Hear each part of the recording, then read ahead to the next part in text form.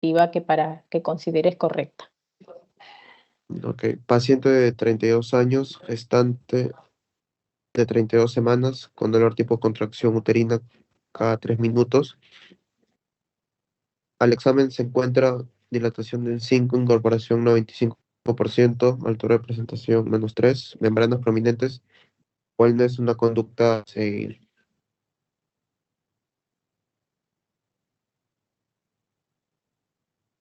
A ver, dime tú. Lo que lo sale como marcado. Ay, cariño. Ya, bueno, tienes la pregunta hecha entonces. Bien, aquí la pregunta es una gestante de 32 años, de 32 semanas, que tiene contracciones uterinas, ¿sí? Y que al examen está en un trabajo de parto, ¿no es cierto? Brando, Sí, doctora. ya, perfecto. Está en un trabajo, ¿qué tipo de trabajo de parto está? En fase activa. En una fase activa del trabajo de parto. Y según la edad gestacional, ¿en qué etapa del trabajo de parto se encuentra? O mejor dicho, ¿cómo te puedo decir? Es ¿Qué tipo de... pretérmino. Ajá, es una gestación pretérmino. En una gestación pretérmino, con 32 semanas, ¿les da chance de parto vaginal? Mm, mm, por las semanas creo que no, doctor. ¿Por qué no le darías chance de parto vaginal? O bueno, primero creo que se tiene que hacer una valoración del feto para ver si que antes de darle chance. Claro, eso está muy bien, claro, tienes que verificar si es que el bebé no se encuentra en un sufrimiento fetal agudo, ¿no es cierto? O que tenga un peso adecuado, que tenga una posición, una situación adecuada para poderle dar un trabajo de parto vaginal. Asumiendo que tiene todas las condiciones, entonces nosotros sí podemos darle posibilidad de un parto vaginal a un embarazo de 32 semanas. Y tiene las condiciones pelvianas, fetales, para poderle dar la posibilidad de que tenga un parto. Ahora, ¿qué cosas sí hacemos nosotros cuando tenemos un trabajo de parto pretérmino? A edades gestacionales tempranas, antes de las 32 semanas, tenemos que hacer una neuroprotección y esa neuroprotección lo hacemos con la administración del sulfato de magnesio. El sulfato de magnesio es un medicamento que no solamente lo vamos a utilizar en preeclampsia, lo podemos utilizar como neuroprotector fetal en embarazos a término. ¿Le administramos antibióticos? En la mayoría de los casos, sí, porque un trabajo de parto pretérmino se asocia casi en un 80-85% a infecciones intramnióticas. Es una de las causas por las cuales se puede producir un trabajo de parto pretérmino. ¿Vamos a hacer una monitorización cardiotocográfica continua? Por supuesto. Tenemos que evaluar el bienestar del bebé y eso nos va a determinar la posibilidad de continuar el parto vaginal o de terminar el parto por vía alta, ¿no? Por vía cesárea. Ahora, ¿se usa forceps en un parto instrumentado? Sí, sí se puede utilizar forceps si la persona o el operador, en este caso el ginecólogo o la persona que está atendiendo el parto, tiene la destreza, el conocimiento y la expertise para el uso de los forceps, pero sí se puede utilizar. Lo que no se puede utilizar es vacuum. Si es que nosotros vamos a hacer un parto instrumentado, podemos utilizar forceps, pero no vacuum. Lo que sí no se debe de realizar es pH en la calota fetal. Recuerden que el pH se saca, se punza la cabecita del bebé y se puede, como hay separación de los huesos, las suturas todavía no están completamente formadas, podríamos no pinzar solamente cuero cabelludo, sino terminar pinzando a nivel de cerebro. Entonces, una de las condiciones para no realizar la toma de pH a nivel de la calota fetal, y menos si es que no hay, pues, no hay signos o no, sí, pues no hay signos que nos indiquen que el bebé esté haciendo un sufrimiento fetal, ¿no? Bueno, la respuesta correcta es la realización del pH en calota fetal. Siguiente. A ver, Alessandra Ramírez. Vamos a darle la segunda oportunidad a Alessandra. Buenas tardes, doctora. Hola, Alessandra. Lees la pregunta, por favor, y me das tu alternativa. En un trabajo de parto pretérmino con feto viable, no se debe considerar parto vaginal si la dinámica uterina es cada 3 minutos, la dilatación es mayor a 3 a 4 centímetros, el registro cardiotocográfico está correcto, tiene un peso menor de 2.500 gramos o situación no es longitudinal.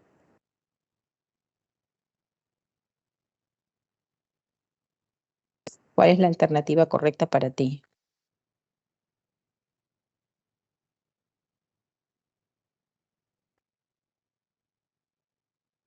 Situación no es longitudinal. ¿Por qué? Em, Si es transversal, ya sería indicación de cesárea. Así es, así es. Y una pregunta, Alessandra, ¿qué significa un feto viable?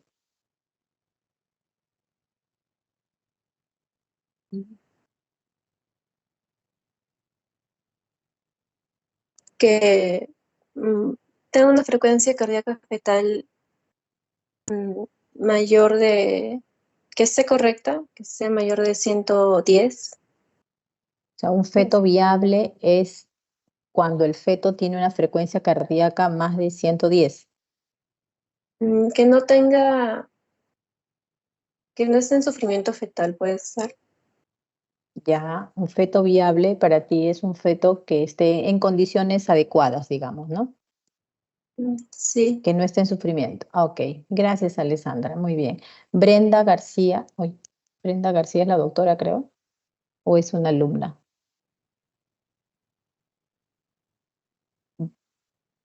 Brenda García, Doctora, buenas tardes. ¿eres una alumna o eres la doctora García? Porque hay una doctora Brenda No, García. Eres la soy una alumna, ah, alumna. ya. Ok, Brenda. Muy bien. A ver, Brenda, la misma pregunta. ¿Qué entiendes tú por un feto viable?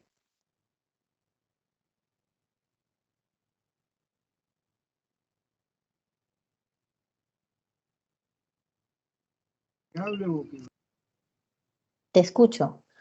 No busques mucho en Google, piensa. Si te equivocas, no No, importa, es que pero piensa. estoy viajando. Ya, doctora, es cuando un feto está en condiciones para poder dar a luz.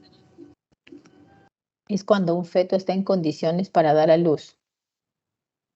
¿Cómo qué condiciones? A ver, afina un poco creo que estás orientada, pero más o menos afina la definición que me estás dando. Que Afina está un en poquito. condiciones de poder estar fuera del útero. Ajá, ajá. Muy bien, Exactamente, sí. ¿no? Sí, sí, sí, no, está perfecto, está perfecto. Está en condiciones de poder vivir, sobrevivir Ajá, en la vida extrauterina. Sí, y la ok. viabilidad, y esto es para todos, la viabilidad es diferente en cada zona. Un feto de 32 semanas puede ser viable aquí en nuestra realidad, tanto en el hospital regional como en el hospital de la Seguridad Social, en el Augusto Hernández. Pero ese feto será viable en el hospital de Nazca, por ejemplo. Probablemente no. No. Ay, admitir a todos. Probablemente no pueda sobrevivir. Y lo mismo es, por ejemplo, un feto de 26 semanas, de 25 semanas en nuestra realidad es un feto no viable. Sin embargo, de repente en hospitales de Europa o en el mismo hospital Rebagliati puede ser que ese feto sí sea viable, ¿no? Entonces, la viabilidad fetal tiene que ver con la posibilidad de que ese feto sobreviva a la vida extrauterina con las condiciones médicas que se le pueda brindar, ¿no? Y ante la respuesta que tú me has dado, efectivamente la situación no es longitudinal. Si no es longitudinal, es una situación transversa. Entonces, un feto transverso no puede nacer por vía vaginal, tiene que nacer por parto vía cesárea. Muy bien, gracias, Brenda. Seguimos. Berenice. Berenice. Berenice no está. Ah, Brian. Sería bueno que por favor se vuelvan a que coloquen sus nombres con los apellidos, ¿ya? Brian, aquí solamente dice Brian. Brian, Doctora, buenas tardes. Brian, ¿cuál es tu apellido, Brian? Ventura, doctora. Y de tu compañera Berenice, ¿cómo se apellida? A Paz, creo. A Paz. Ok, no está Berenice a Paz. Ok, Brian, lee la Estoy pregunta, por presente. favor. Lee la Ahí está, pregunta doctora. y me das tu alternativa. Ya. Después de 18 horas de trabajo de parto durante el expulsivo, se presenta una distocia de hombros. Usted decide realizar la maniobra de McRoberts, la cual consiste en hiperextensión de las piernas sobre el abdomen para favorecer la rotación de la cabeza fetal. B. Presión suprapúbica para favorecer el desprendimiento del hombro anterior de la sínfisis. C. Colocación de 2 dedos por detrás del hombro anterior y 2 dedos por delante del hombro posterior y rotando de manera simultánea. D. Posicionar a la gestante apoyándose sobre sus rodillas y sus manos. Y E. Recolocación de la cabeza fetal dentro de la pelvis y proceder a cesárea urgente. ¿Sabes cuál es la respuesta, Brian? No, no, doctora. Ya. ¿Sabes qué es una distocia de hombros? ¿O puedes decirme qué entiendes tú por una distocia de hombros? Que no está en su colocación normal, doctora. No está en su ¿Qué cosa no está en su colocación normal? El hombro. ¿Y cuál es su colocación normal? Cuando debería estar dentro del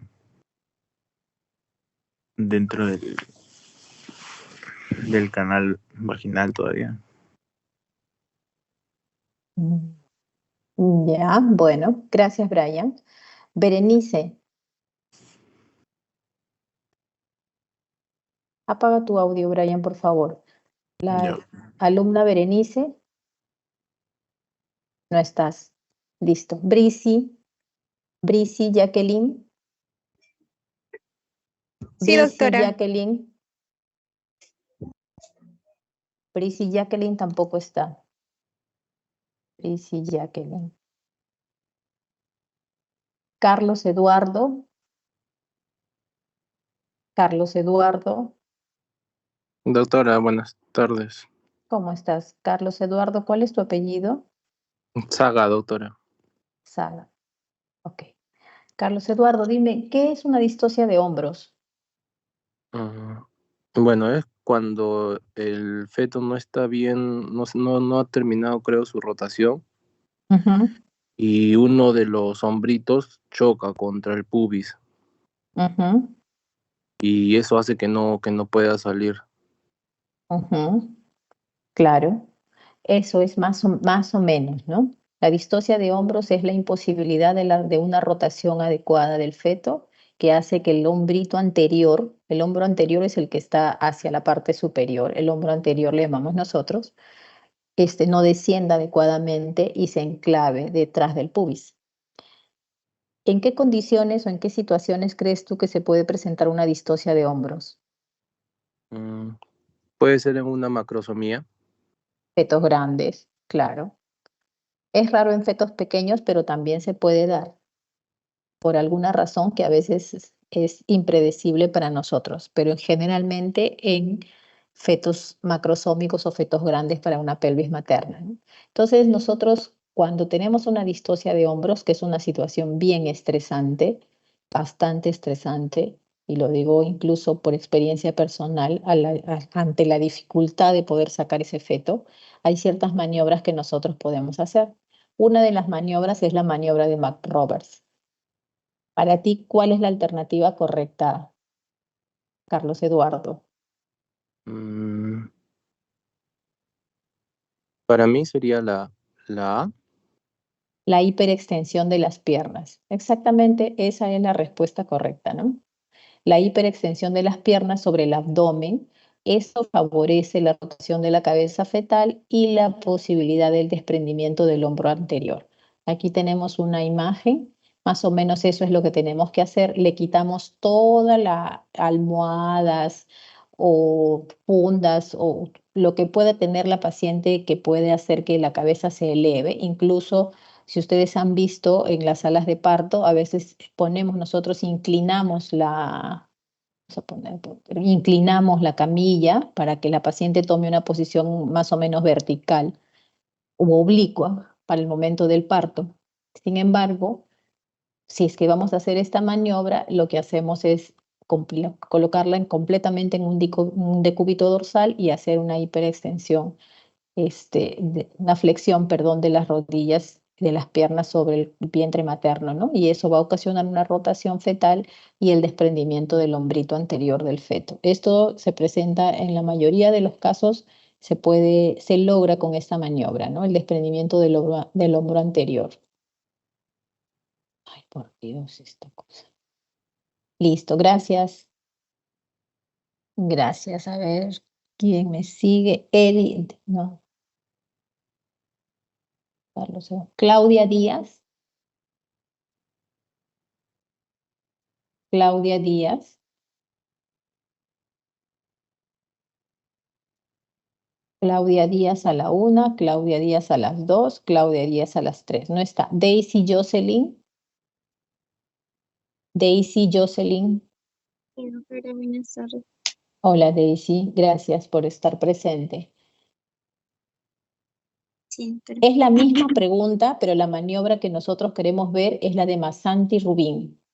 ¿Cuál es esta maniobra de Masanti-Rubin? O de Rubin es más conocida, ¿no?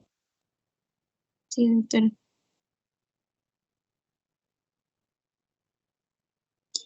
En caso del Rubin es una rotación generalmente de los hombros. Rotación de los hombros. Ujú. ¿Cómo haces rotar el hombro? Si justamente lo que queremos es desprender ese hombrito. Sí, no estoy segura de eso, doctora. Ya, perfecto, no hay problema. No hay problema. Tú eres Daisy, ¿no? Sí, doctora. Daisy. Diana Carolina. Buenas Diana, tardes. hola Diana. A ver, ¿cuál es para ti la respuesta correcta? La primera la descartamos, ¿no? Porque la primera habíamos dicho que es la primera maniobra que hemos mencionado, que es la de Matt Roberts. Sí, doctora.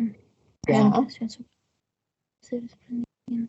Para mí sería la B, doctora, una presión suprapúbica para poder favorecer el desprendimiento del hombro anterior de la sínfisis púbica. ¿Y cómo se hace? ¿Sabes? Hasta donde yo tenía entendido, se hace como una tracción suave hacia abajo de la cabecita del bebé con una tracción o una presión suprapúbica al mismo tiempo que se hace la tracción de la cabecita. Ya. Ya, a ver, ustedes imagínense, no sé si pueda, este es el puntero, creo, ¿no? Pluma. Ya. Aquí, vamos a tratar de dibujar acá. Este es el canal vaginal. ¿Se ve? Más o menos. ¿Ven lo que estoy dibujando? Sí, ¿no? Ya. Imagínense que esta es la cabecita del bebé. Este es un hombrito y este es el otro hombrito. ¿Sí me dejo entender? Quiero saber si Sí. me dejo entender. Ya, perfecto. Esta es la cabeza, digamos que esta es la espalda del feto y esta es la parte anterior del feto. Acá está el pubis materno y aquí es donde se ha enclavado el hombro del bebé. Perdón, sí, pues se ha enclavado el hombro del bebé. Entonces, lo que hacemos nosotros para hacer esta maniobra de Rubin o de Masanti-Rubin es determinar cuál es el dorso del feto, porque vamos a hacer una presión efectivamente la respuesta correcta es la alternativa 2. Hacemos una presión suprapúbica. Recuerden, la maniobra de Roberts es extensión, la hiperextensión de las piernas sobre el abdomen de la mamá, sobre su propio abdomen, y la de Masanti y Rubin es la presión suprapúbica.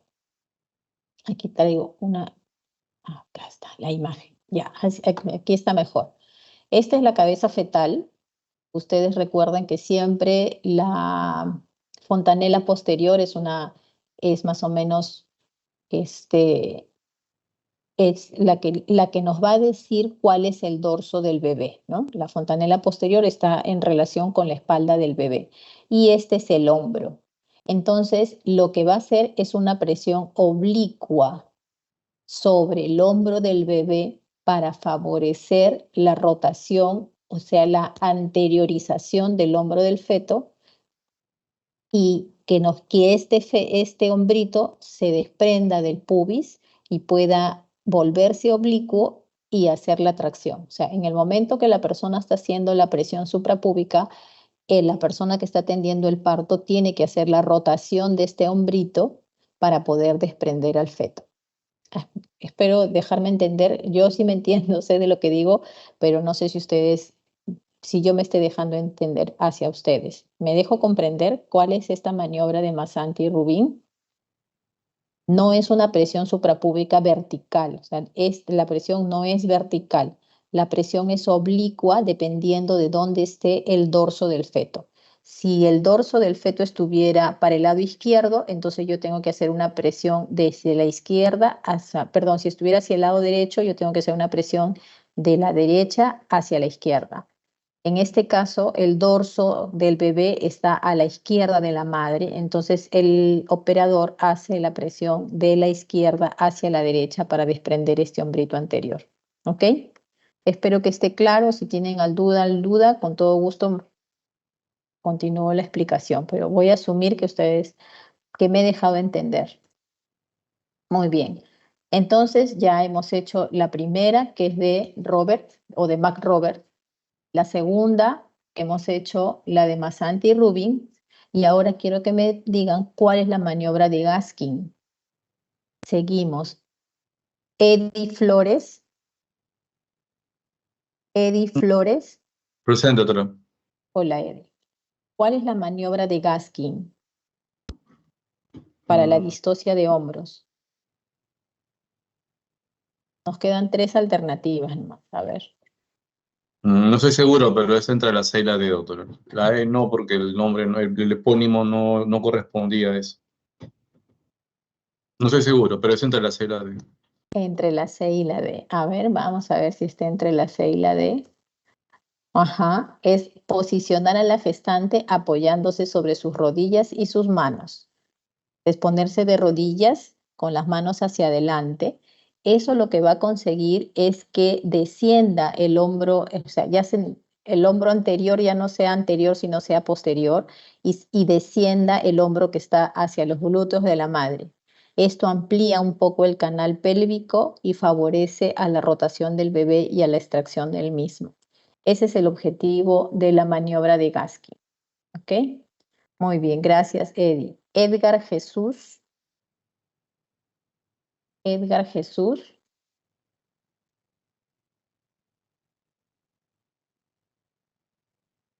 Edgar Jesús no está. Edgar Jesús no está. Listo. Eduard Manuel.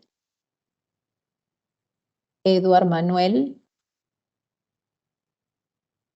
Buenas tardes, doctora. Hola. Manuel Q. ¿Cuál es tu apellido? Eduard Manuel Kwong Guiton. Ah, Kwong. Ok. Eduard Manuel. A ver. Nos quedan 2 alternativas. ¿Cuál es la maniobra de Watts? Es la C. La C. A ver, léela y ¿cómo crees tú que haríamos esa maniobra?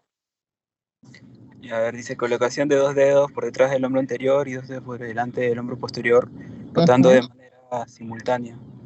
Entonces te habla de una rotación manual de los hombros para dejar una mejor orientación en relación a la pelvis. Así es para poner oblicuo. Cuando se hace esta maniobra, no se hace la presión suprapúbica, porque lo que queremos nosotros es que el hombro se desprenda. Si nosotros hacemos una presión suprapúbica, podemos hacer más bien que ese hombrito no se logre desprender y se enclave más. Es un descabalgamiento, Introducir. Disculpa. como descabalgamiento creo que se le conoce también. Bueno, yo siempre lo he conocido como rotación interna de hombros. Y revisando, me entero del nombre de Watts, la técnica denominada, a esta técnica, cómo se le denomina, pero lo que se hace es como una rotación interna de hombros, ¿no? Y efectivamente nosotros colocamos los dos dedos índice y medio por detrás del hombrito del bebé, del hombro anterior, del hombro que está enclavado en el dorso del feto y en la parte inferior colocamos los dos dedos por delante del hombro posterior y hacemos una rotación, ¿no? En el sentido frontal, es decir, para donde está la carita del bebé, empujando el dorso o el hombrito anterior, empujándolo hacia adelante, ¿no? Y para volverlo oblicuo y poder hacer la tracción del feto. Muy bien, muchísimas gracias, Edward. Seguimos con Evelyn. Evelyn, ¿cuál nos queda? Sí, doctora. Buenas tardes. ¿Cuál nos queda? ¿Cuál es la maniobra de Sabanelli? La colocación de la cabeza fetal dentro de la pelvis y proceder a cesárea urgente. Así es, lo hemos hecho, sí, en alguna oportunidad lo hemos hecho. Es muy traumático, podemos ocasionar desgarro de vagina, podemos ocasionar desgarro de cuello uterino. En la oportunidad que me ha tocado participar en una situación así, se ocasionó el desgarro de cuello, que terminó, bueno, en una hemorragia. Fue una situación es muy estresante, pero lo que se hace es reposicionar la cabeza del feto dentro de la pelvis e ingresar a sala de operaciones. Y muchas veces, bueno, en esa oportunidad y en las veces que hemos sabido, la persona que está sosteniendo la cabeza o la que ha empujado la cabeza nuevamente hacia la cavidad abdominal o pues a la cavidad pélvica, tiene que irse así hasta sala de operaciones, empujando la cabecita hasta sala de operaciones, ¿no?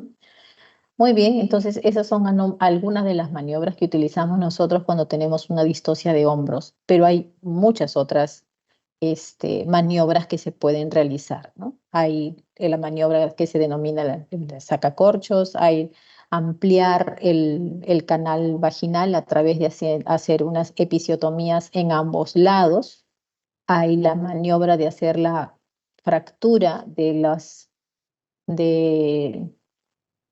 clavículas para poder disminuir el diámetro vía acromial del feto y poder extraerlo sin mayor dificultad, ¿no?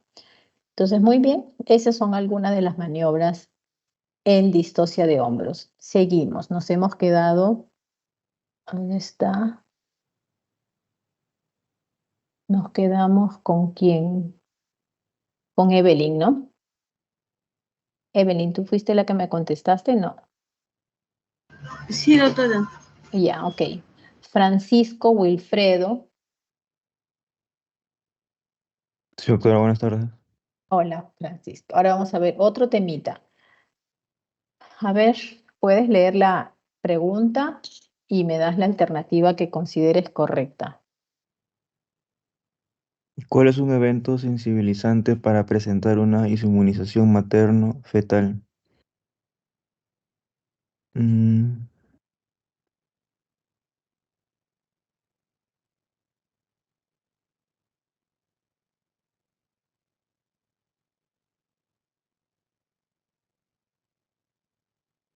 una muerte fetal intrauterina, doctora. ¿Cuál es un evento sensibilizante para presentar una isoinmunización? Ya, una muerte fetal intrauterina. ¿Alguna otra alternativa? Está Franklin Taipe.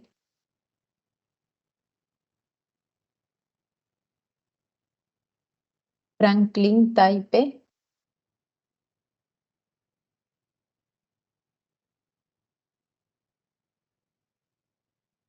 No está. Franklin. Germán Toshiro. Germán Toshiro. Sí, doctora, buenas tardes. Hola. A ver,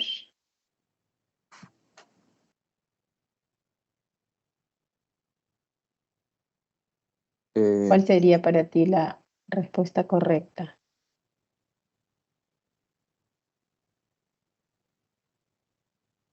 Yo creo que todas, doctora. Efectivamente, todas. ¿Por qué? Porque toda situación, ¿qué es un evento sensibilizante? El evento sensibilizante es aquella situación que condiciona a la mezcla de sangre materna con sangre fetal en una mujer que es RH negativa y que el feto obviamente sea de un grupo o un factor diferente al de la madre. Y el efecto sensibilizante es al existir la mezcla de sangre, la madre va a generar anticuerpos contra esa sangre fetal. Y de ahí se desencadena toda la situación en una isoinmunización. Entonces, una muerte fetal intrauterina, ¿puede haber esta condición? Sí. Un embarazo ectópico también. Una versión cefálica externa también. Un traumatismo abdominal materno también. Cualquiera de todas de estas situaciones puede condicionar, eso se considera un evento sensibilizante, ¿no? Muy bien, gracias,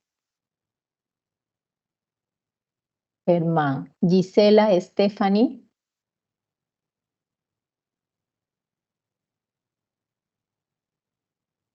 Gisela Stephanie. Hola, Gisela. Lees la pregunta y me dices. Ya, paciente RH negativa con gestación de 6 semanas con antecedente de 2 abortos previos. La conducta a seguir es A. Aplicar una dosis de gamma-globulina anti-D a las 28 semanas de gestación. B. Administrar una dosis intramuscular de 300 UG de gamma-globulina anti-D al momento de la consulta. C. Administrar una dosis intramuscular de 300 UG de gamma-globulina anti-D dentro del mes de la consulta. D. La dosis de la gamma-globulina anti-D es de 300 UG en todos los casos de sensibilización previa. Y E. No se requiere el uso de test de Klein-Wert a la determinación de la HbF en casos de hemorragia feto-materna grave. A ver, te escucho. ¿Cuál es la alternativa correcta para ti? Creo que se aplica entre las 28 semanas de gestación, la A, porque todavía estaríamos en el primer trimestre, nos esperaríamos todavía las 28 semanas. Ya, pero ha tenido un evento sensibilizante. 2 abortos previos, ¿no?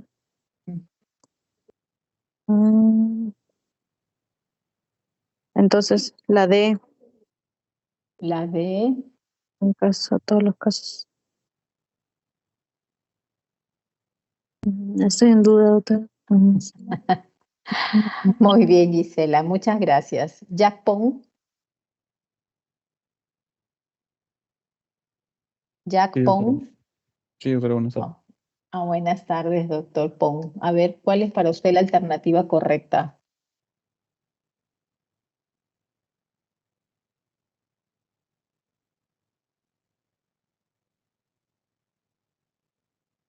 Sé que cuando, o sea, para la inmunización, si es que la mamá es RH y bueno, ahora pues ya sabemos de que ha tenido 2 abortos, ¿no? Se tendría que, bueno, comprobar pues también con un test de Coombs indirecto. Y bueno, en este caso pues no están no las alternativas de que demos una dosis, entonces puede ser de que sea negativo. Y si fuese la primera dosis que se está dando, pues no, o no sabemos que es negativo, pues tendríamos que darle la primera dosis que es de 300 nanogramos. ¿En qué momento? Mm, entre sus, entre sus 28 a sus 32 semanas. No en el momento de la consulta o al Mm, mes de la consulta. mm, sí, o sea, si fuese la primera vez que sale que está negativo, se tendría que dar una primera dosis. Y si ya tuviese un parto, un aborto, pues no tendríamos que darle dentro de los 72 horas. o sea, antes, en la consulta. Ok, muy bien. Gracias, Jack. Jack, ¿no? La respuesta correcta es la primera. Si bien es cierto, nuestra paciente ha tenido una sensibilización previa con 2 abortos, la administración dentro de las 72 horas se hace del evento sensibilizante, es decir, del aborto, del ectópico, de la muerte intrauterina, del evento que haya producido la sensibilización, se debe colocar dentro de las 72 horas. Pero esto ya es como un antecedente, no es en el momento. Muy independientemente de la dosificación del test de Coombs, del seguimiento que se le tenga que hacer a la paciente, del dosaje de los anticuerpos, muy independientemente de ello, la aplicación de la gamma globulina anti-D es a las 28 semanas de gestación. Entonces, esa sería la dosis que se le debe de colocar a la paciente. No en el momento de la consulta, o sea, cuando recién viene a las 6 semanas, no al mes de la consulta, eh, incluso no en todos los casos de sensibilización previa, porque aquí uno diría, pero si siempre que hay una sensibilización previa se le debe de hacer, no, porque si no tenemos nosotros el, el grupo y el factor del feto, puede ser que sea el mismo de la madre, ¿no? Muy bien, seguimos. Jack. Jairo Estefano. Jairo Doctora, sí, bueno, Estefano. Buenas. Me lees la pregunta y me das tu alternativa. ok. Son consideradas pacientes de bajo riesgo de presentar isoinmunización materna. A, títulos mayor a 1.16 de anticuerpos irregulares. B, títulos menor de 1.16 de anticuerpos irregulares. C, isoinmunización antiquel con títulos menor a 1.16 de anticuerpos irregulares. D, isoinmunización anti-RHC con títulos menor a 1.16 de anticuerpos irregulares. Y finalmente todos los mencionados son considerados de bajo riesgo. Bueno, en este caso, para mí sería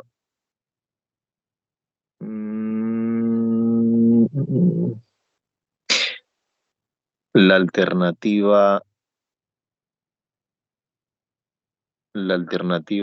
D. Isoinmunización anti-RHC con títulos menores a 1/16 de anticuerpos irregulares. Ok, muy bien. Gracias, Jairo. Janet Natalie. Janet Natalie. Janet Natalie no está. José Angulo. José Angulo. José Angulo no está. Jocelyn Kimberly. Jocelyn Kimberly. Sí, doctora, buenas tardes. Hola, Jocelyn. A ver, ¿me das tu alternativa?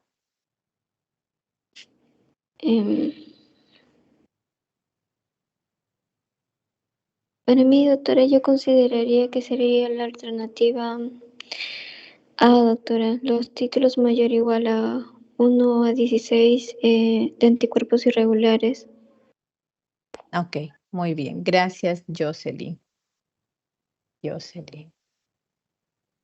A ver, la respuesta correcta es títulos menores a 1/16. El punto de corte para considerar positividad o negatividad o bajo riesgo o alto riesgo del dosaje de anticuerpos irregulares es 1/16. Dosajes mayores a 1/16 ya estamos hablando de pacientes de alto riesgo. Cuando los títulos son menores a 1/16, estamos hablando de bajo riesgo. Ahora, ustedes deben de saber que existen ciertos anticuerpos que son asociados a una afectación fetal severa. Y esos anticuerpos son el anticuerpo antiquel y el anticuerpo anti-RHC. Cuando una paciente tiene estos anticuerpos, así sean títulos bajos, se consideran pacientes de alto riesgo para hacer isoinmunización materna. Independientemente, o sea, basta con la presencia de los anticuerpos anti-KEL o los anticuerpos anti-RHC para considerar una paciente de riesgo para hacer la isoinmunización. ¿Ok? Entonces, la respuesta correcta es títulos menores a 1/16 de anticuerpos irregulares para la posibilidad de que la madre haga una isoinmunización RH. Muy bien, jóvenes, seguimos. Nos quedamos en Jocelyn. Juan Carlos Díaz. Presente, doctora. Hola, Juan Carlos. Tu alternativa. Lees la pregunta, por favor, y me das tu alternativa. ¿Qué seguimiento le realizaría usted a una gestante considerada de alto riesgo para isoinmunización materna?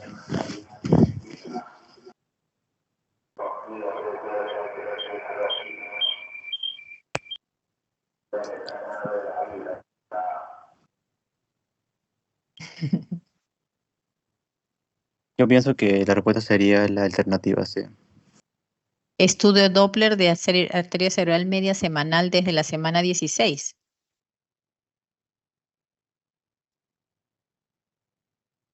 ¿Esa es tu alternativa? Sí, doctora. ¿Por qué?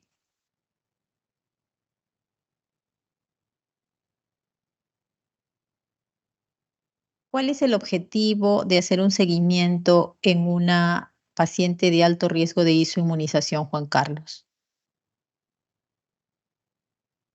Tu respuesta es la correcta, pero ¿cuál sería el objetivo de hacer un seguimiento tan continuo? Juan Carlos. Juan Carlos a la 1. Juan Carlos a las 2. Exactamente no sabría decirle. Y entonces, ¿cómo llegas a esa conclusión? Por descarte. Exacto. Bueno, sí, a veces nos chunta pues cuando hacemos. Bueno, el objetivo de hacer un seguimiento. A ver, a ti mismo te voy a preguntar, Juan Carlos, deja tu micrófono prendido, por favor. ¿Cuál es la complicación más severa que puede tener un feto que hace una isoinmunización? ¿Qué puede ocasionar en el feto una isoinmunización?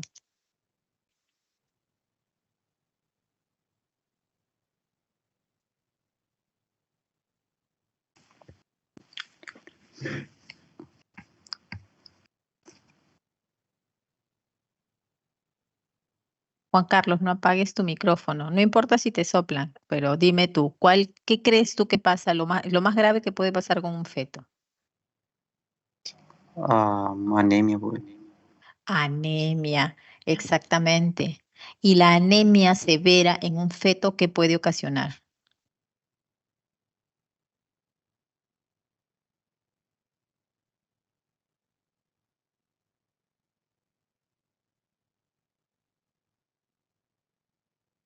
Juan Carlos, no apagues tu micrófono, por favor. Ya lo apagó. Bueno, exactamente, lo que puede suceder es que se produzca una anemia en el feto.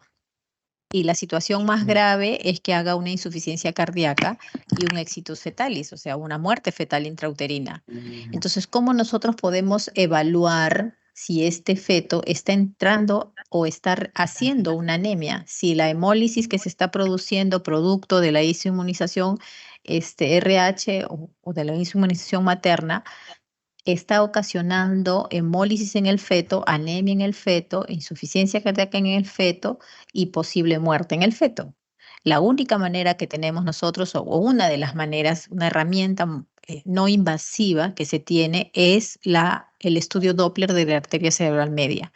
¿Y por qué la arteria cerebral media? Porque es una de las arterias muy sensibles a esos cambios de oxígeno fetal. La pulsatilidad, el índice de pulsatilidad, el índice, la división del índice de pulsatilidad. Perdón, ¿puedes apagar tu micrófono? Hace un rato te pedí que lo mantuvieras prendido y no lo prendiste y ahora lo prendes.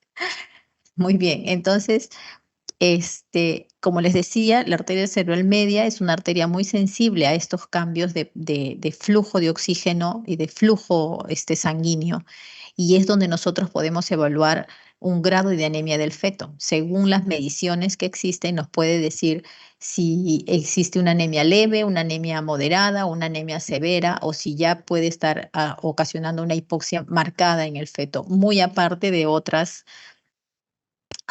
signos clínicos, ¿no? Puede haber ascitis, puede haber presencia de líquido pericárdico, de derrame pleural, etcétera, consecuencia de esa misma anemia fetal, ¿no? Entonces, el estudio Doppler de arteria cerebral media debe ser semanal desde la semana 16. En lugares donde su viabilidad pues llega a las 23, 24 semanas, ellos ya están haciendo esto. En nuestro medio, nuestra viabilidad va aproximadamente 26, 28 semanas en adelante, ¿no? Pero tenemos que ir evaluando para tomar decisiones en el momento más oportuno y evitar complicaciones mortales en el feto. Muy aparte de que debemos hacer todas las otras valoraciones, es lo que hacemos nosotros en una paciente de bajo riesgo, ¿no? Seguimos entonces. A ver, me había quedado con Juan Carlos. Carl Alexis Huarcaya. Carl Alexis Huarcaya. No está Carl Huarcaya. Kevin Carlos. Doctora, Kevin. presente. Gracias, Kevin. A ver, vamos cambiando un poquito de temas. Lees la pregunta y me das tu alternativa. Claro, claro. Paciente acude a la consulta refiriendo ecografía de otra institución informada con disminución del líquido amniótico. ¿Qué deben mencionar en el estudio ecográfico que confirme el diagnóstico? Para mí, mi respuesta es el pozo vertical máximo de 2 centímetros. Ya, muy bien. ¿Algo más? ¿Algún otro dato más o solo ese? No, también sería también el índice de líquido amniótico entre 5 y 8. Mayor límite, sí, creo que es. Todas son correctas, doctora. Creo. Ya, muy bien. No, está perfecto, está muy bien. Kevin Carlos, ¿no? Kevin Pierre. Kevin Carlos. Kevin Pierre Conde. Kevin Conde o Pierre Conde. No está. Leonor. Leonor Edith. Sí, estoy, doctora, disculpe. Presente, doctora. Prendí el Sí, micrófono. no se peleen, no se peleen. Yo sé que los dos quieren contestar, pero no se peleen, por favor. A ver, Kevin Conde, ¿cuál sería la respuesta? ¿Cuál sería tu respuesta, Kevin Conde? Menor de 5. Pero aquí dice, Los pozos tenían que ser menor de 5. y en alguna de las alternativas dice menor de 5. La B dice índice de líquido amniótico de 5. ¿Ese es para ti? ¿La Sí. respuesta? Perfecto, muy bien. Gracias, Kevin. La respuesta correcta es lo que había mencionado su compañero, ¿no? El pozo vertical máximo de 2 centímetros. La medición del líquido amniótico es una medición de alguna manera subjetiva. Hay dos métodos para hacer la medición del líquido amniótico intrauterino. Uno es haciendo la medición del pozo vertical máximo y el otro es el índice de líquido amniótico. Cuando nosotros hacemos el índice de líquido amniótico, Leonor Nuri. Presente, doctora. Hola, Leonor. ¿Me puedes decir, sabes cuál es la técnica de la medición del índice de líquido amniótico? No, ¿Recuerdas? No, No te acuerdas. ¿Y del pozo vertical máximo tampoco? No. ¿No? Muy bien. Ok, Leonor. Lía, Ruth. Lía. Sí, doctora. Hola, Lía. más o menos entiendes o sabes cómo es la medición del índice de líquido amniótico. ¿Sabes cuál es la técnica de la medición del índice de líquido amniótico? Medían cada pozo en ¿Cada diferentes pozo en dónde? en la ecografía, ¿no? Movían de un lado. Sí, ya está bien, perfecto, en la ecografía. Pero es con la ecografía, ¿no? A través de la ecografía. Ah, sí. Ya, bueno. A ver, como les decía, hay dos técnicas para hacer la medición del líquido amniótico en la vida intrauterina. Uno es a través del índice de líquido amniótico. El índice de líquido amniótico nosotros dividimos el vientre materno en 4 cuadrantes a nivel del ombligo, de forma vertical y de forma transversal. Y ahí tenemos nosotros 4 cuadrantes. En cada uno de estos cuadrantes nosotros buscamos los pozos de líquido amniótico y los pozos deben ser libres de partes fetales y de anexos fetales. Es decir, yo no puedo ver un pozo en el que en medio esté el cordón umbilical. No puedo hacer esa medición. Por ejemplo, ¿no? Nosotros, este es el vientre materno, lo divido en 4. ¿Ok? Y yo veo un pozo acá. Acá hay parte del bebé. Vamos a dibujar un bebé, ¿ya? De mentiritas. Yo el pozo no lo puedo medir de aquí hasta acá, porque aquí está el brazo del feto. Si, por ejemplo, yo tengo cordón umbilical así, yo no puedo hacer la medición de aquí hasta acá, porque aquí está el cordón umbilical del feto. Entonces, lo que yo tengo que hacer es una medición del mayor pozo, pero libre, por ejemplo, de aquí a aquí. Esta sería la medición de un pozo. Y de la misma forma lo hago en los 4 cuadrantes y hago una suma. Asumiendo que, por ejemplo, sea 2 en cada cuadrante, yo voy a tener un índice de líquido amniótico, un ILA de 8. ¿No? Si mido 2, 2, 2, 2, es un ILA de 8. Si tengo 1, 1, 1, 1, será un ILA de 4. Si tengo 3 en uno, 2 en otro, etcétera, según lo que salga, es la medición que yo voy haciendo. ¿Dónde está?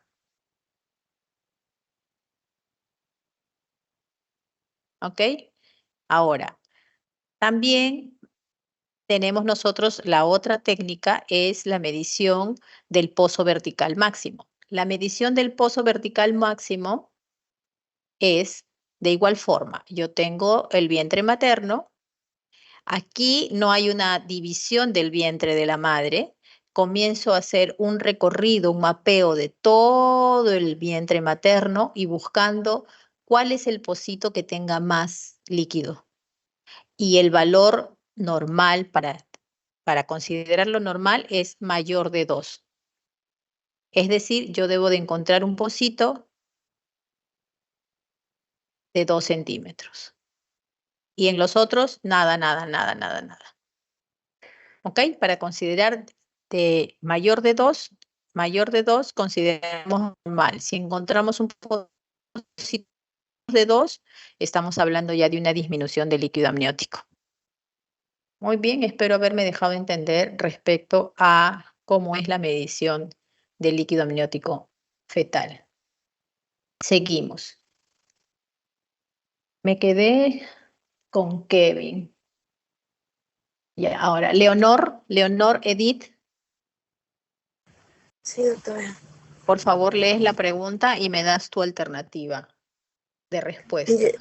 Llega la consulta gestante en el primer trimestre de gestación y le solicita información sobre qué vacunas están contraindicadas durante su embarazo.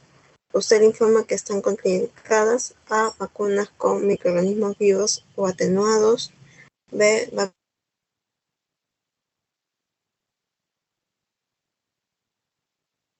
vacunas de toxoides,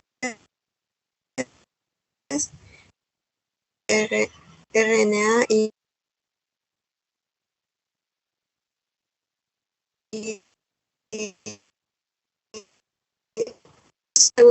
pero creo que sería la C o la D. Hace vacunas de subunidades y vacunas de toxoides.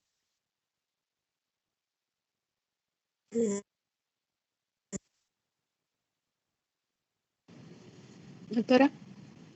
¿Cuál es la alternativa?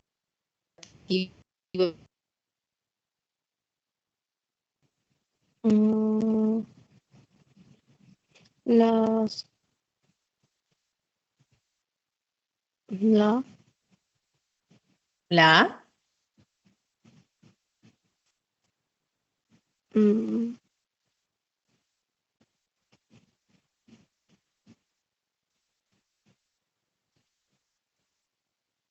Lo que quiere decir esta pregunta es, ¿cuál no le puedo poner a la gestante? ¿Qué tipos de vacuna no le puedo poner a la gestante? Porque ustedes saben que hay un calendario de vacunación, hay diferentes tipos de vacunas que se aplican a una mujer embarazada, incluso ahora último con el tema de COVID también.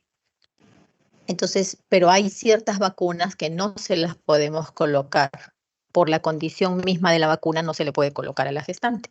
Entonces, hay diferentes tipos de vacunas. Hay vacunas con los microorganismos que pueden ser vivos o atenuados, hay vacunas inactivas, vacunas de subunidades, de toxoides, de DNA o RNA o recombinantes, como la del COVID, por ejemplo.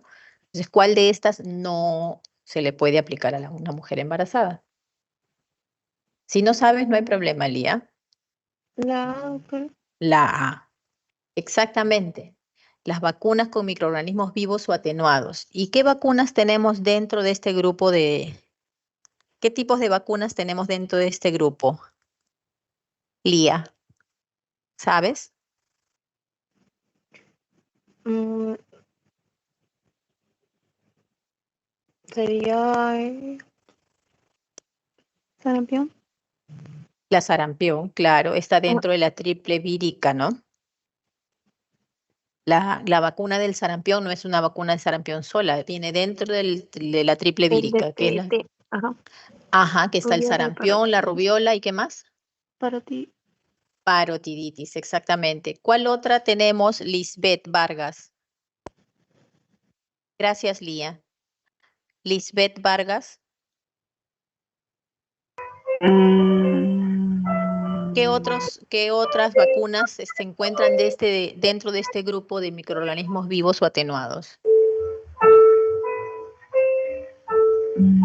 La que mencionó, las que están... Ya mencionó tu compañera la triple vírica. ¿Cuál otra más? ¿Qué otras vacunas pertenecen al grupo de las vacunas con microorganismos vivos o atenuados?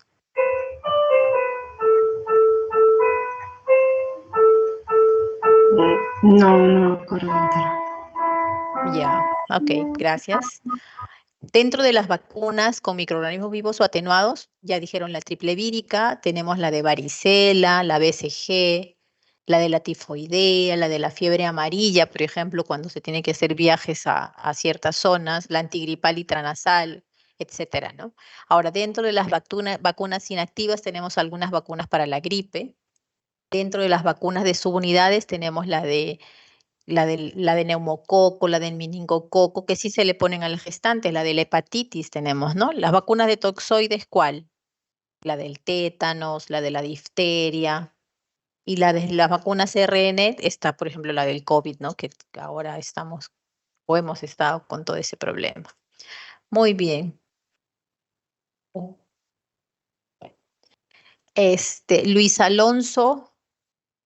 Luis Alonso. Doctora, buenas tardes. ¿Cómo estás, Luis Alonso?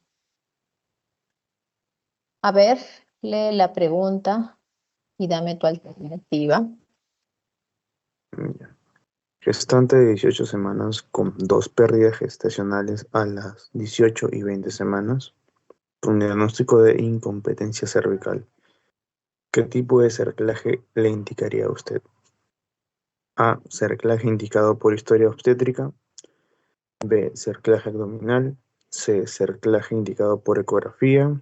D. Cerclaje indicado por exploración física. Y E. Todas están indicadas. Ya. Bueno, bueno, por sí, nos vamos primero por su historia, ¿no? Su historia del paciente que ya ha tenido 2 consecuencias de pérdidas gestacionales, ¿no? Entonces, sería por indicativo de la historia del paciente para realizar un cerclaje. Ya. ¿Y qué significa un cerclaje indicado por ecografía? ¿No? ¿Qué es un cerclaje indicado por ecografía? Bueno, es como un procedimiento, ¿no? De sutura o... No, esa es la técnica. Bueno. Viene a ser como un... Bueno, es para tratar, ¿no?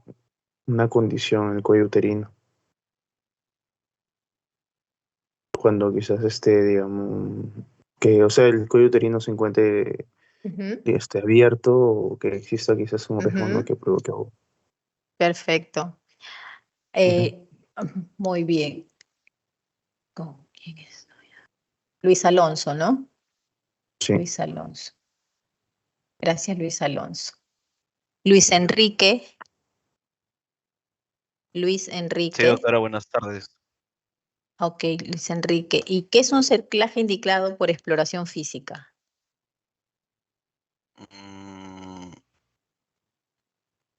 Nunca había escuchado eso, pero supongo que estará guiado por la misma evaluación que se le realiza a la gestante. Ajá, claro. ¿Qué podríamos encontrar? Para incompetencia cervical, tal vez un cuello dehiscente. Ya. ¿Y una característica más?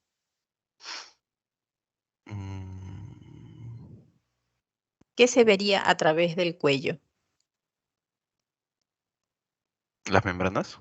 Ajá, cuando hay visualización de las membranas. Uno ve el cuello, toca el cuello aparentemente está cerrado, pero cuando uno hace la especuloscopía se ve no la protrusión, pero se logra ver las membranas. No necesariamente protrusión de membranas, pero sí se ve las membranas amnióticas, ¿no? La bolsa amniótica. Y esa ya es una indicación de un cerclaje por exploración física. Con el tema de la indicación del cerclaje había mucha confusión, que si lo debo de hacer antes del embarazo, si antes de la semana 12, entre la 12 y la 16, después de la 16, etcétera. Entonces aquí se habla más por la indicación que yo, o por los hallazgos que yo tengo para definir si le debo o no le debo realizar un cerclaje a una paciente. Por ejemplo, cuando hablamos, la respuesta correcta es la primera. El cerclaje indicado por historia clínica, porque la pregunta va en ese sentido. La pregunta no me dice hallazgos ultrasonográficos ni hallazgos clínicos. Lo único que me dice es que la paciente tenía un diagnóstico de incompetencia cervical porque tuvo unas pérdidas de 18 y 20 semanas, que es más o menos el tiempo en los cuales se producen las pérdidas gestacionales en pacientes con estos diagnósticos de incompetencia cervical, ¿no? Por historia clínica, justamente por eso, porque hay antecedentes de ciertas pérdidas y el diagnóstico hecho, que incluso pudo haber tenido un cerclaje previo. Cuando nosotros hablamos de un cerclaje indicado por ecografía, es los hallazgos ecográficos que nosotros tenemos. Si ustedes recuerdan, para diagnóstico de riesgo de parto pretérmino, tenemos nosotros un punto de corte de longitud cervical para definir si existe o no riesgo de un parto prematuro. Lo mismo es para el cerclaje. Si nosotros encontramos ecográficamente, o sea, en una evaluación ecográfica del primer trimestre a una paciente con un cuello de 1 centímetro, por ejemplo, cuando lo normal que deberíamos encontrar es más allá de 2.53, hay cuellos que encontramos de 4 centímetros incluso en el primer trimestre, en las ecografías del primer trimestre, en la ecografía genética, pero encontramos un cuello de 1 centímetro, un cuello de 1,5 centímetros. Entonces son cuellos que pueden tener cierto grado de incompetencia y ahí es donde hacemos la indicación para hacer el cerclaje por los hallazgos ecográficos. El cerclaje indicado por exploración física es lo que acaba de decir su compañero Luis Enrique respecto a la apertura cervical y la visualización de las membranas ovulares. Y cuando hablamos nosotros de cerclaje abdominal es la vía por la cual realizamos el cerclaje. El cerclaje puede hacerse por vía vaginal o puede hacerse por vía abdominal, sea la técnica que sea. Hay dos técnicas muy conocidas, una es la de Shirotkar y la otra es la de McDonald's. Cada una tiene sus pros, tiene sus contras. La de Shirotkar es una de las más sencillas porque es como hacer una bolsa de tabaco y ajustar. La de McDonald's uno tiene que pelar y abrir la mucosa cervical, la mucosa vesical la tenemos que retirar y hacer el punto, que también es sencillo, ¿no? Pero simplemente es hacer una apertura del repliegue Vésico-cervical, ¿no? Muy bien, entonces la respuesta correcta es el cerclaje indicado por historia clínica por el hecho de la pregunta en sí. Seguimos. Nos habíamos quedado en Luis Enrique. Luis Ramos Guamán. Luis Ramos Guamán. Presente, doctora. ¿Qué tal, Luis? Lees la pregunta y me das tu alternativa, por favor. ¿Qué contraindicaciones debemos considerar para realizar un cerclaje cervical? Excepto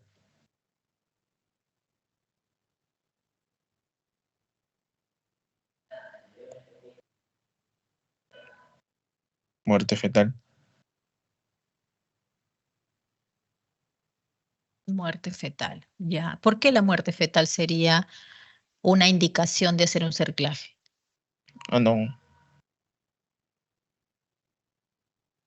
Porque la pregunta va en ese sentido.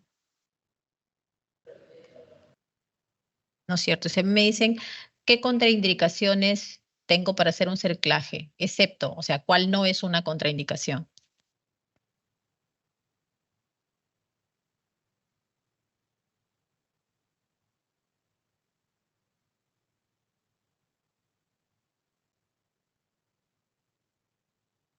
¿Me dejo entender? ¿Dejo entender Sí, la doctora. pregunta? ¿Sí? Ah, ok, gracias.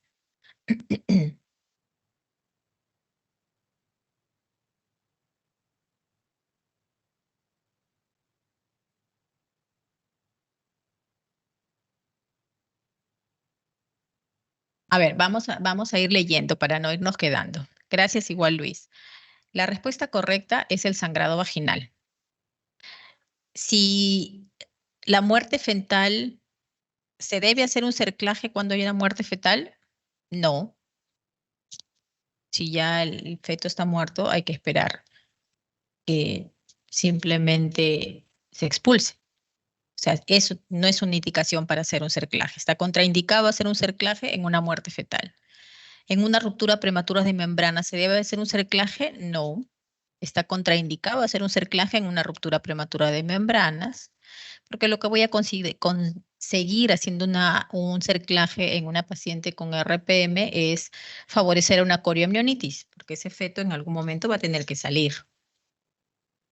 La presencia de contracciones uterinas, ¿debo hacer un cerclaje cuando hay contracciones uterinas? No, porque ya me está hablando de que ya se ha desencadenado el trabajo de parto, de que hay una irritabilidad uterina y que hay altísima probabilidad que esa paciente esté haciendo una coriomionitis. Entonces no puedo indicar un cerclaje en una paciente que ya tiene contracciones uterinas. En una infección intramniótica subclínica o una sospecha de coriomionitis, por supuesto que está contraindicado el cerclaje, porque voy a favorecer a mayor coriomionitis y posiblemente una sepsis materna. En cambio, cuando hay un sangrado vaginal, ¿está contraindicado hacer un cerclaje? No, no está contraindicado, porque puede ser propio de la misma apertura cervical que se está produciendo un sangrado. Ahora, si bien es cierto, no está contraindicado, también se va a tener que evaluar el volumen del sangrado, porque una cosa es un sangrado vaginal y otra cosa es una hemorragia vaginal. Son dos cosas completamente diferentes, ¿no? O un sangrado vaginal abundante es diferente a la definición de sangrado vaginal. Entonces, la respuesta correcta es sangrado vaginal porque en esos casos no está contraindicado poder realizar un cerclaje. Muy bien. Nos quedamos con Luis Ramos, ¿no? Luz Angélica.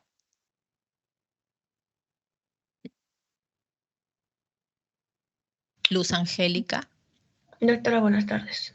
¿Qué tal, Luz? Por favor, lee la pregunta y dame tu alternativa. No es una complicación de cerclaje cervical.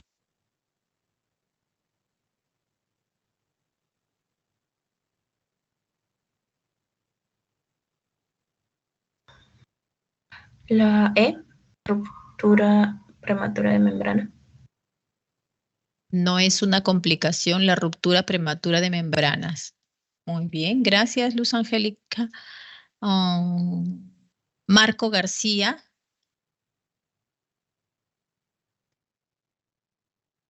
Marco García. a la 1, Marco García a las 2, Marco García a las 3. María Alejandra.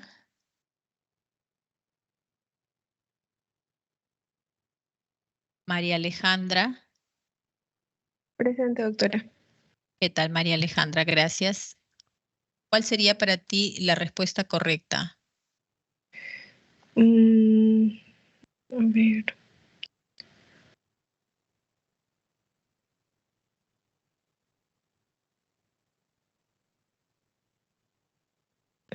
Podría ser la D.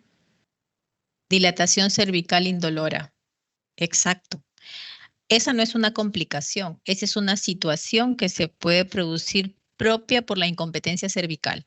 Es la dilatación cervical indolora, es la definición prácticamente de la incompetencia cervical. ¿Qué sí puede haber? Puede haber una laceración cervical posparto, sí, si es que nosotros no hemos hecho el retiro del hilo antes de producirse el parto, si se produce el expulsivo, ese hilo puede lacerar el cervix. ¿Puede haber una fistulización cervical? Sí, puede haber una fístula cervical. Es muy raro, pero puede suceder. ¿Puede haber fiebre materna? Sí, claro. Si es que hay una infección intramniótica o una infección en la zona de sutura, puede ocasionarse. Y una ruptura prematura de membrana, es muy raro que pincemos nosotros la bolsa amniótica, pero puede suceder. Entonces, la complicación no es una complicación del cerclaje, la dilatación cervical indolora. Gracias, María Angélica. María Celeste, no, María Angélica, se me fue.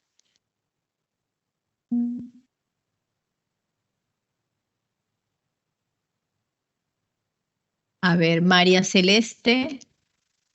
María Alejandra. María Celeste. Doctora, buenas tardes. Hola. Marca el concepto correcto. Hola, doctora. Marca el concepto correcto respecto a la colestasis intrahepática gestacional. A. Es una forma de colestasis reversible y puede aparecer en cualquier trimestre del embarazo y resuelve espontáneamente posterior al parto. Es la hepatopatía menos frecuente durante la gestación. Es la primera causa de ictericia en en el embarazo. Tiene una causa desconocida asociada a factores hormonales, ambientales y hereditarios y no tiene asociación con parto prematuro o éxito fetal.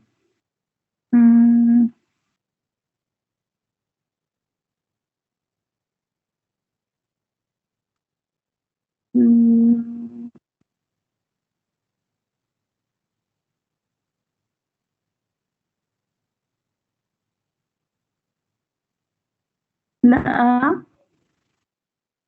La A. No, la respuesta correcta es la letra D. ¿Por qué no la A? Vamos a ir afinando conceptos. Ya nos faltan 5 minutos y nos faltan varias preguntas. Vamos a tratar de avanzar. A ver, la colestasis intrahepática, ¿es una forma reversible? Sí. Una vez que nace el producto, todo vuelve a la normalidad. ¿Puede aparecer en el primer trimestre? No. Para definir colestasis intrahepática gestacional, segundo y principalmente tercer trimestre. No es primer trimestre. Pacientes que tienen algún problema en primer trimestre de esa naturaleza, con esa sintomatología, no es por una colestasis intrahepática. Tenemos que averiguar la causa. ¿Se resuelve espontáneamente posterior al parto? Sí, claro. ¿Es la hepatopatía menos frecuente durante el embarazo? No, es la hepatopatía más frecuente del embarazo. Sin embargo, no es la primera causa de ictericia. La primera causa de ictericia es la litiasis. Miren que estamos dando otros conceptos para que ustedes también los tomen en cuenta, si es que por ahí viene otra pregunta relacionada, pero no igual. ¿Y no tiene asociación con parto prematuro o éxitus fetalis? No, sí tiene relación con parto prematuro y con éxitus fetal. Es más, incluso hasta algunos autores promueven de que el parto prematuro no es per se por la colestasis, sino por la patología materna que se agrava y se hace y se termina o se culmina la gestación de forma anticipada, ¿no? Pero no necesariamente la colestasis va a ocasionar un parto prematuro. Muy bien, seguimos. Quiero llegar aunque sea hasta la 20. A ver, nos quedamos con María Celeste. Melisa Alejandra. Melissa Alejandra. Melissa Alejandra, no está. Natalie. Natalie. No es. Sí, doctora. A ver, lee la pregunta y me das tu alternativa. Un paciente con riesgo de diabetes acude a la consulta preconcepcional según las guías ADA 2024. ¿Cuáles serían sus recomendaciones? A. Educación integral para el autocontrol de la diabetes. B. Tamizaje para complicaciones y comorbilidades de la diabetes. C. Plan nutricional para alcanzar los objetivos glucémicos. D. Anticoncepción para prevenir una gestación hasta alcanzar los objetivos glucémicos. Tamizar la diabetes gestacional con el uso de HbAS1. La C. Plan nutricional para alcanzar los objetivos glicémicos. Esa sería su recomendación. Sí. Ok, muy bien. Neise.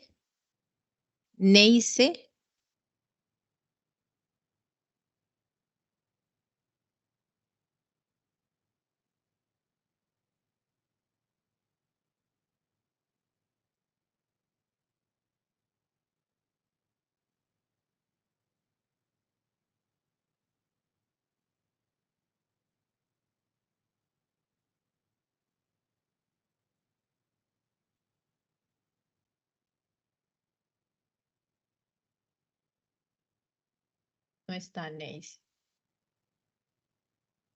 Doctora, sí estoy. Mi micro estaba fallando. Oh.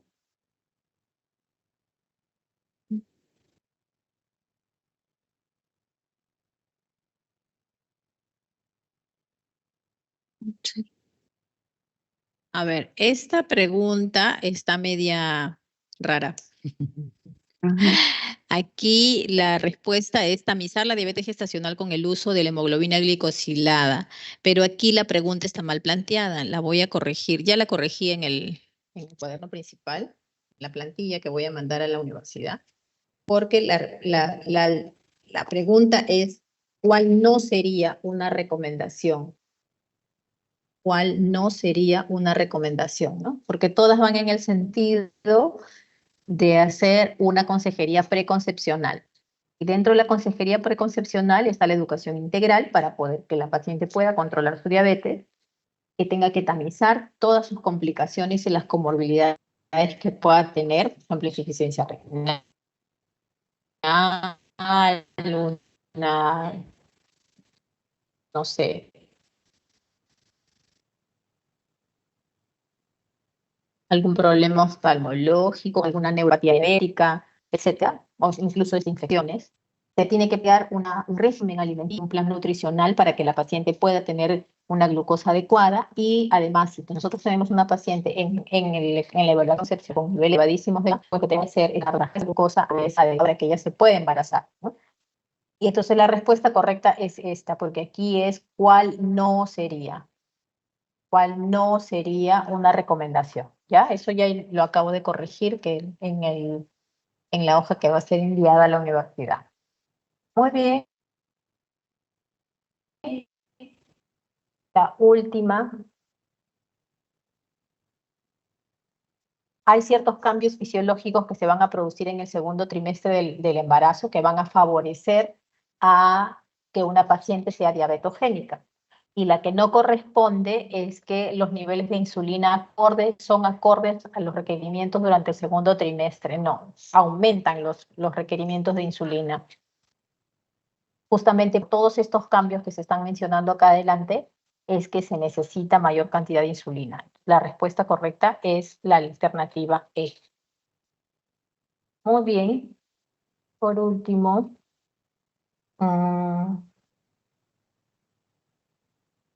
los riesgos a corto plazo de una paciente con diabetes gestacional.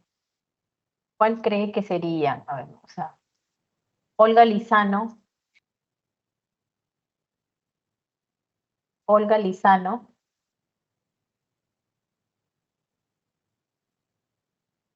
Olga Lizano no está. Piero André. Doctora, buenas tardes. ¿Lisa, no? A ver, Olga, ya iba a Ya. llamar a Ana ya. Doctora, disculpe, buenas tardes, sino que tengo un poco de ruido exterior. Ya. Pregunta 20. Paciente con diabetes gestacional diagnosticado durante el segundo trimestre. ¿Cuáles serían sus riesgos a corto plazo? Desarrollo de diabetes mellitus tipo 2. B. Aparición de preeclampsia. C. Muerte intraútero entre las 36 y 42 semanas. D. Morbilidad neonatal incrementada. Y E. Polidramnios. En este caso sería la aparición de preeclampsia. Ya. La alternativa es cuál no sería un riesgo a corto plazo. Porque dice cuáles serían sus riesgos. Sí, sí, sí, un riesgo a corto plazo. O sea, ¿está en negativa la pregunta? Sí. Ya. O sea, está mal redactada el enunciado aquí, doctora. Sí, sí, sí. Ok. Desarrollo de...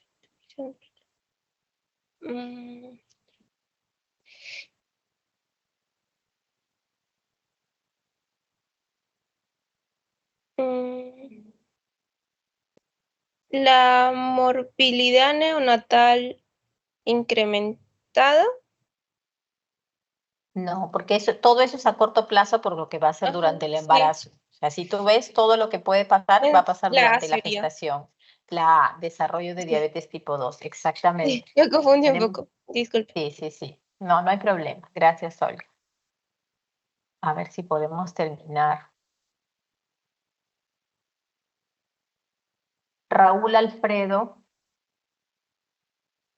Raúl Alfredo.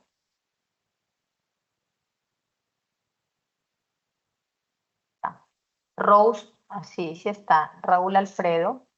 En una paciente con diagnóstico de diabetes gestacional, ¿cuál es uno de los objetivos? Instalas el tratamiento, ¿cuál es uno de los objetivos?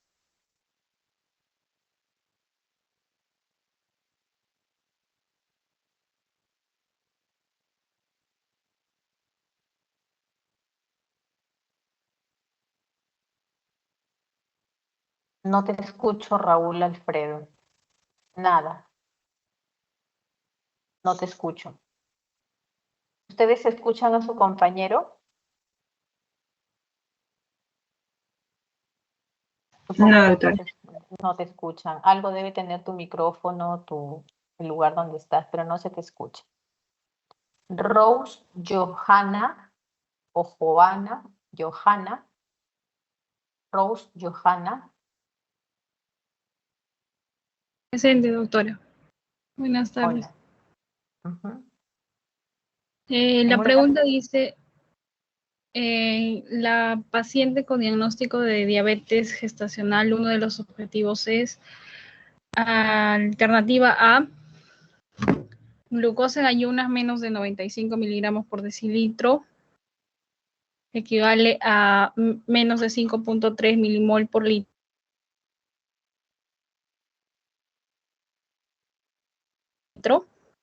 La primera, menos de 140 miligramos por decilitro, que hace menos de 7.8 milimol por litro. La alternativa C dice glucosa en la segunda hora postprandial menos de 120 miligramos por decilitro, que hace menos de 6.7 milimol por litro. La alternativa dice todas son correctas, la alternativa E ninguna es correcta.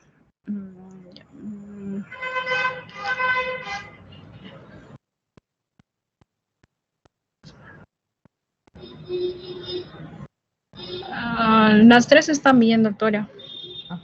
Perfecto. La alternativa es la A, todas son correctas, la alternativa D, ¿no? En una paciente con diabetes gestacional, nosotros debemos buscar que llevar su glicemia en ayunas a menos de 95, en la primera hora menos de 140 y en la segunda menos de 120 si es que hacemos un test de tolerancia, etcétera, ¿no? Pregunta número 22. 3 preguntitas más y nos vamos. A ver, Sakura, Rudy Robert.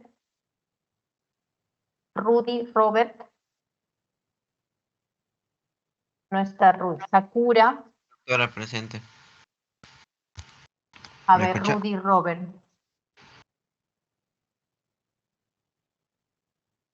Sería preeclampsia. A ver, perdón. 35 semanas. Con ¿Quién es la signo. pregunta?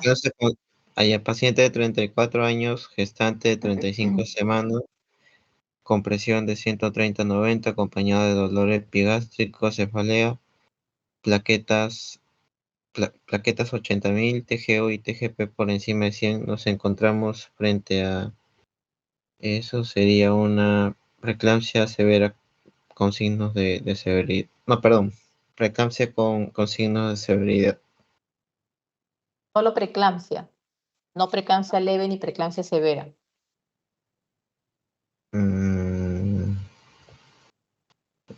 Sí. Exactamente. El término leve o severa es para definir solo los valores de presión arterial. Sin embargo, cuando ya nosotros tenemos alteraciones de alguno de los órganos diana, hablamos solo de preeclampsia con signos de severidad, independientemente de los valores de presión arterial. Es más, si es que nosotros tenemos una paciente con valores de presión arterial elevados, a más allá de 160/100 o 110, ya hay una afectación cardiovascular. Entonces, eso ya es una afección de un órgano diana y ya es considerado un signo de severidad. Entonces, la respuesta correcta es preeclampsia con signos de severidad. Eso es como se debe de llamar. Muy bien. El término hipertensión. No. Siguiente pregunta. A ver. Samantha Nicole. Samantha Nicole. Te escucho. Ya. Llega a la emergencia gestante 34 semanas con cuadro de preeclampsia severa con signo de severidad. El tratamiento inicial que no utilizaría es A. Iniciar sulfato de magnesio más labetalol de 20 miligramos endovenoso. B. Iniciar sulfato de magnesio más nifedipino de 10 miligramos vía oral. C. Iniciar sulfato de magnesio más hidralacina de 5 miligramos endovenoso. D. Iniciar sulfato de magnesio más metildopa de 500 miligramos vía oral. Y E. Iniciar sulfato de magnesio dosis de ataque. Voy a hacer la C. Hidralacina, ¿por qué?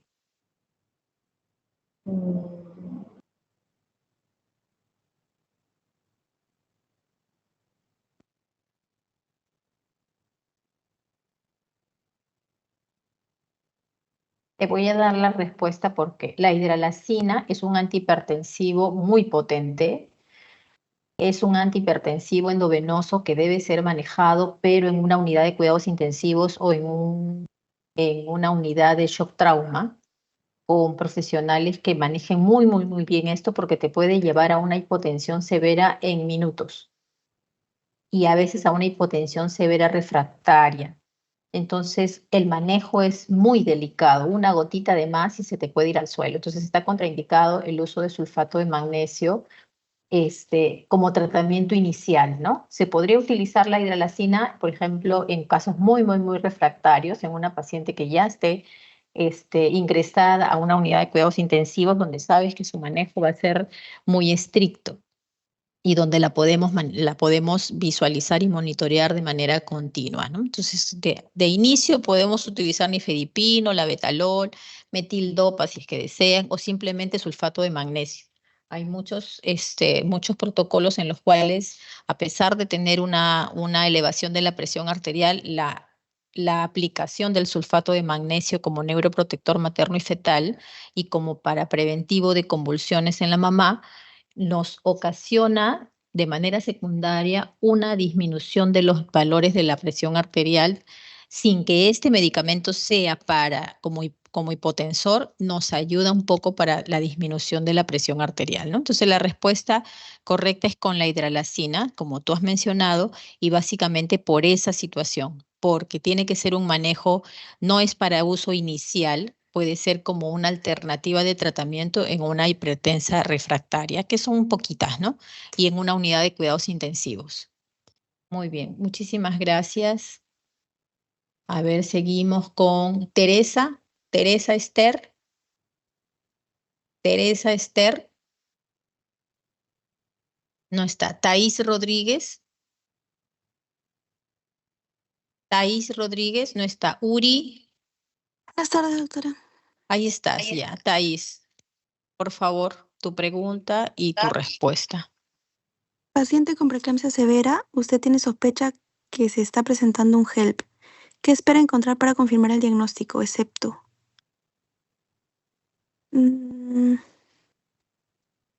Deben existir los criterios completos. ¿Por qué? No necesariamente tienen que estar todos los criterios de preeclampsia para que ésta se considere como una preeclampsia severa. Puede encontrarse valores Estoy hablando de un plaquetarios HELP, no estoy hablando de una preeclampsia severa. de un HELP.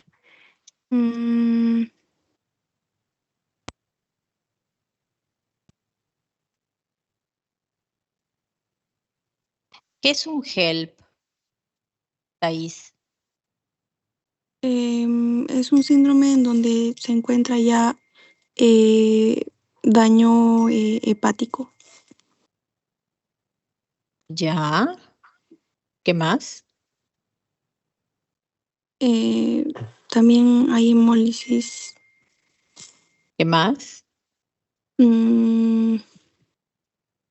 Elevación de las enzimas hepáticas, plaquetopenia severa, dolor en el epigastralgia. Eso es un signo aparte. El síndrome de HELP puede no dar epigastralgia. Es un signo clínico, pero básicamente el HELP es porque hay una alteración de las enzimas hepáticas, plaquetopenia y hemólisis. ¿Perfecto? Ya. Entonces, ¿puede existir alguno de estos criterios para considerarlo HELP? ¿Todos los criterios tienen que estar para que sea HELP? No necesariamente tienen que estar todos. ¿Por qué? Porque al haber, por ejemplo, puede haber plaquetopenia y puede haber elevación de las enzimas hepáticas. Porque hay lo que se denomina un HELP parcial, con ausencia de alguno de los parámetros que nosotros estamos mencionando. Que generalmente hablamos de las transaminasas, porque el DHL sí debe estar elevado. Muy bien, la respuesta exactamente es debe existir los criterios completos, ¿no? Y por último, gracias. ¿Quién es la premiada? A ver, Yeti Rodríguez. Yeti Rodríguez. Sí, doctora. Por favor, lee la pregunta y me das tu alternativa. Las formas de presentación de la elevación de la presión arterial en una gestante pueden ser excepto hipertensión crónica, síndrome hipertensivo inducido por hipertensión gestacional, preeclampsia, hipertensión crónica con preeclampsia sobreagregada.